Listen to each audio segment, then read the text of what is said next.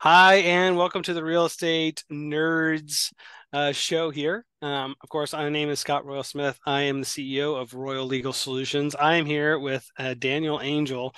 We've just been having a fantastic conversation before we actually got on here about all things, all the things that you guys know that you love, which is what's investing need to look like, and how's that going to drive to my taxes and my financial freedom goals, and how's my cash flow going to work, and all of the super nerdy stuff that you really have to get into to be able to not just get to financial freedom, but get to durable financial freedom.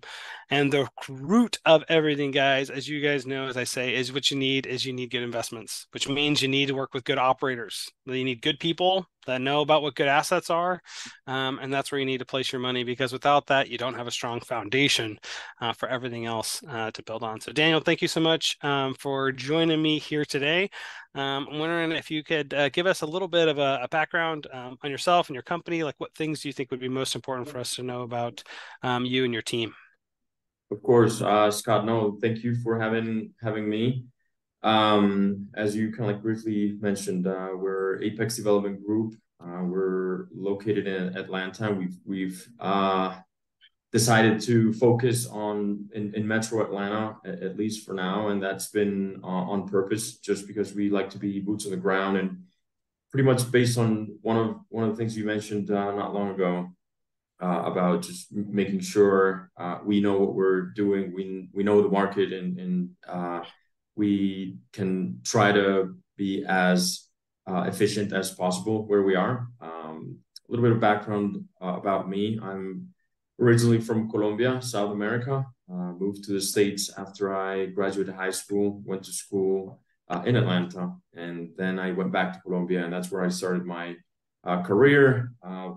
10 years after going through multiple companies in the corporate world, specifically banking and investment funds.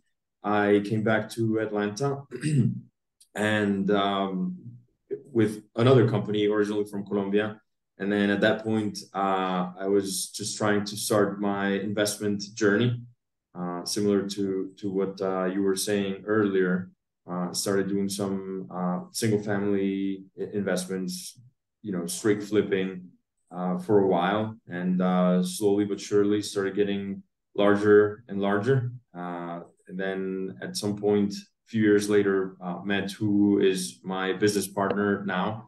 He was doing something very similar, but in Miami. He's also from Colombia, and then there was like multiple common points and common ground to for us to just get together and continue this journey. He moved to Atlanta.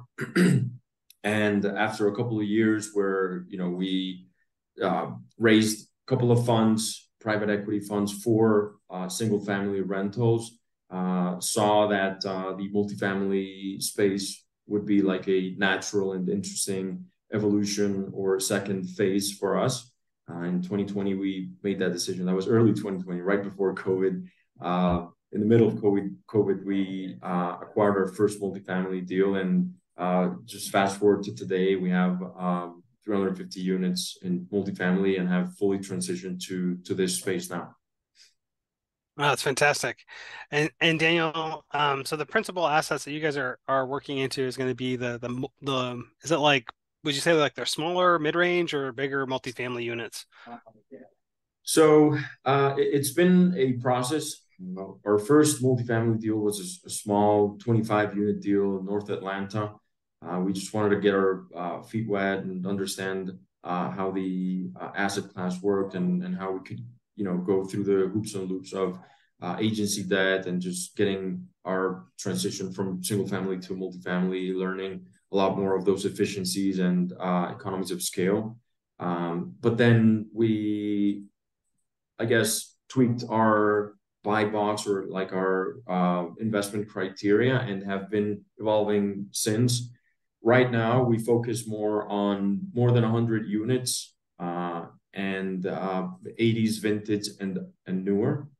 Although our second and third and fourth acquisitions have been in the 60s and 70s vintage range, but have evolved from that 25 unit deal to 155, then 120. Our most recent transaction was a 60 unit deal, So I wouldn't say we're opposed to smaller deals, but we are definitely more focused, or at least spend a lot more time looking for larger deals where we can have more of those efficiencies, including operational things like people on site, including community management, as well as maintenance, which at the end of the day help you have a better management of expenses and drive that NOI, which is one of the main KPIs in this industry. Yeah, I was going to ask you about that. Is like, what's important to you about having over 100 units? Right. Uh, I guess there's multiple things. One, just that kind of like textbook number of more than 75 units will get you like on-site management. It depends, but at the end of the day, for us, it's just making sure that we can have a little bit more scale so that we can keep that occupancy where it is and not get too hurt with one vacancy or whatnot. Right. At the end of the day, we look at multiple KPIs, I would say, but main metric is top line, which is revenue. In this case, it's rental income, other income, with rental income and other income, which adds to total income. That's something that we look at a lot, and the number of units help you have like more control based on our experience. Beautiful. And with buying properties that are like in the 80s or more recent, um, does that have to do similarly with like the amount of like time cost there is and having to do repairs on the building, or is that about something else for you guys?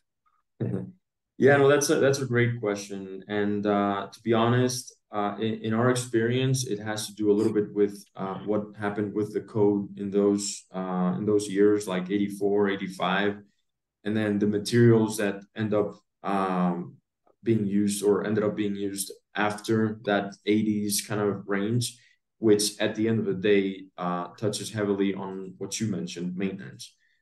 So anything that doesn't have uh, at least in our experience. And I know there's a lot of people that focus in 60s and 70s, and that's completely fine. Most of our portfolio today is 60s and 70s.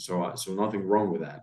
It's just having a little bit more certainty and easier management on the maintenance side, just because you have, PVC instead of copper, instead of steel, and just like easier materials to work with.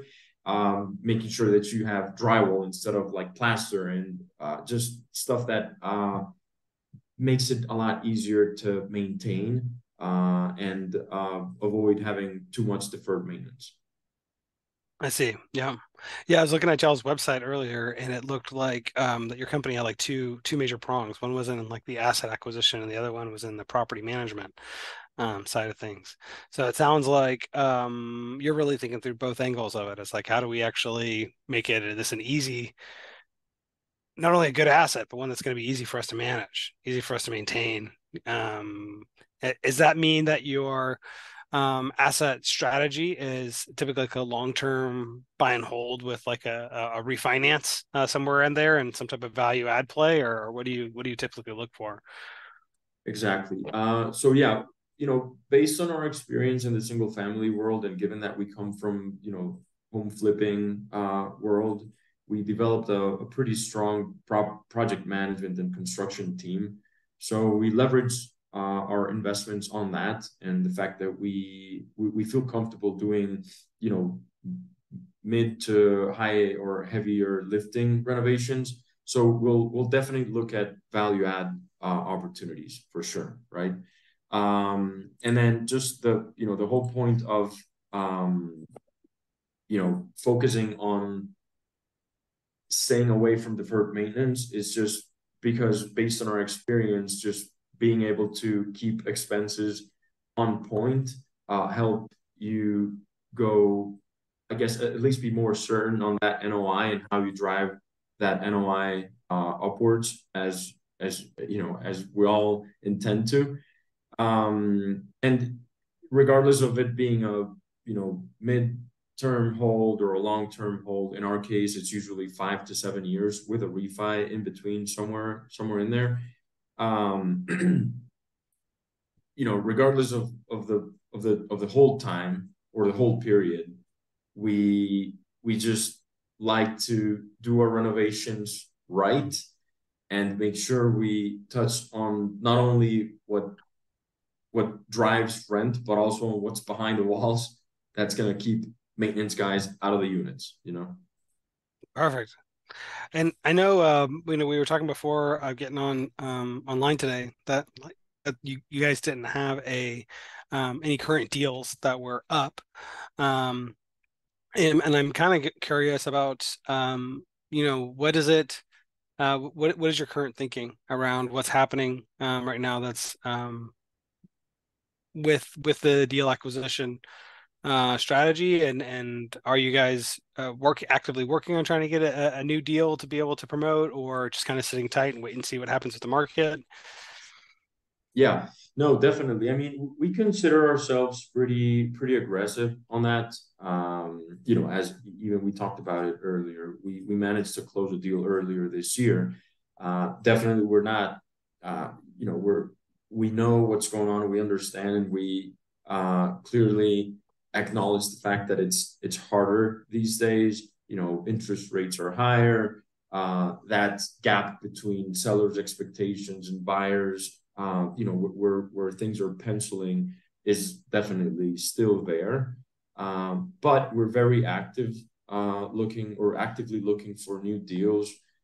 We've focused our last 12 to 14 months on finishing up building our team so we can have that continuous pipeline going. We're underwriting between 8 to 10 deals a week, and that's a nonstop thing, right? Um, I guess it's just a little bit more challenging because there's a lot more moving parts than it used to be a few months back or maybe a couple of years back. But we're constantly looking at in place cap rates, how our value add program will support rent bumps, if there's any rent bumps, and if it's accretive or not to renovate. And obviously, we're looking at that expansion and making sure it makes sense, depending on whatever exit cap rate we're looking at. So obviously, things just used to be a little bit easier because you pretty much kind of like could count on that cap rate compression for the exit, which pretty much solved anything. Today, it's just a little bit more challenging and just making sure you're on point on that management piece. Beautiful. Well, Danny, as you know, we have our weekly group coaching that comes up in Royal Legal. And when you do have a deal that gets put together, I'd love to have you come in to that group and present on the deal. We have some of our community members are putting together deals there too, and I think it'd just be a great place to be able to have us all take a look and maybe see like if we can help you do some fundraising for deals since you come from some of our community members, which is how we ended up getting here together Of today. course. Yeah, of course, man, that'd be great. I'm curious, is there anything before we direct everybody to how to get in contact with you and such? Is there anything else that you think would be important to share about you or the company, or and then you have going on that you want to highlight? Mm-hmm. Yeah, of course. I mean, I just think our I guess more than like our goal, but it's like our mission is just to bring interesting deals and interesting investment opportunities to those that who either don't have the time or don't have the interest of getting active in this industry, but just want to have a piece of the opportunities in the real estate world. So we've diligently worked on building what we think is a pretty interesting platform for investors to rely and trust. I think that's one of the main things in this business, just making sure we can continue, full cycling investment opportunities and projects and making sure that we build our rapport. And for whoever is out there like looking for new opportunities, whether it is with us or with whatever group, just make sure you look at someone or whatever group that you can trust and stay with in the long run. I think that's important. We started off investing passively, and we had some good ones and not so good ones, and then that's when we decided to work on what we're doing right now. And we just we like to believe that we're building something and a safe place where people can you know get in, rely on, and trust. Beautiful. Yeah, I think that's so smart, to really get in. Don't chase returns. Get like in good, solid, long-term relationships. If you chase returns, you're going to get burned eventually, and all the great returns you think you made are going to get wiped out. It only takes one bad deal to set you back significantly, right? It's Warren Buffett's thing. The number one rule of investing is don't lose money. As long as you don't lose money, you'll typically do okay. But it You're takes fine. solid people and solid relationships to do that. Great, Daniel. And for anybody looking to contact you or get on your list, so that way they can know when the next deal is coming popping off. What's the best place for them to go to, or what should they do? Yeah, I mean we're on all social media, but I think the best way would be to go to our website. It's apexinvestments.us. And then if you want to reach out personally, just feel free to go to LinkedIn, just Daniel Angel Mejia. I mean that's Daniel Angel, and my second last name, since I'm Latin American, it's Mejia. Just reach out. Feel free to ask any questions, any follow up information that you need or want.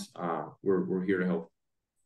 Awesome. Well, thanks, Daniel, for that. Everybody go out and go connect with Daniel's group there. Make sure you get on their list so you get contacted about the deals. We're going to bring Daniel back on into our weekly coaching, so that way he can present on the next deal when he has that put together, and that way you will get the benefit of being able to look at Daniel's deal with a group of similar investors looking for syndication deals, and get the benefit of that kind of conversation with a group of people.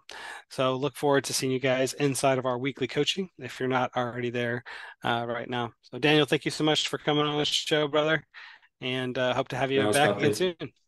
thank you so much, man. For sure. Happy to be here. Happy to come back, and we'll stay in touch.